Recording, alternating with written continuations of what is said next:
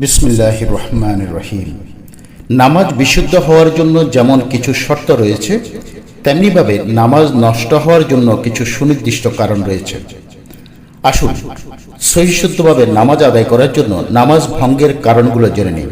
প্রথমত, নামাজের মধ্যে কথা বলা, নামাজের মধ্যে সালাম দিলে, নামাজের মধ্যে এমন করলে যা দূর থেকে দেখে মনে হয় যে লোকটি নামাজ পড়ছে না।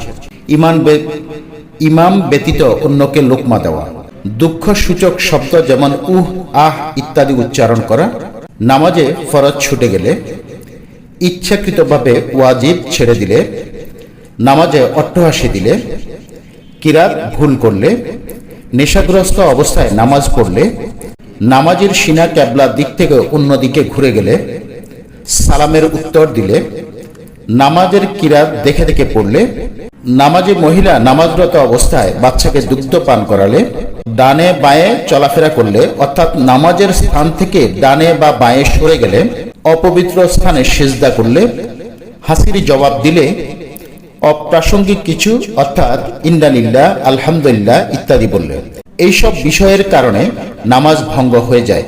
তাই এই কারণগুলো প্রত্যেকেই জেনে রাখা উচিত। সহিশুদ্ধভাবে নামাজ আদায় করার জন্য আল্লাহ তাআলা সবাইকে মনে রাখার তৌফিক দান করুন এবং এই কাজগুলো থেকে বিরত থেকে একাগ্র চিত্তে নামাজ আদায় করার তৌফিক দান করুন। আল্লাহ তাআলার কাছে সবাই এই প্রার্থনা করি, আমিন সুম্মা আমিন।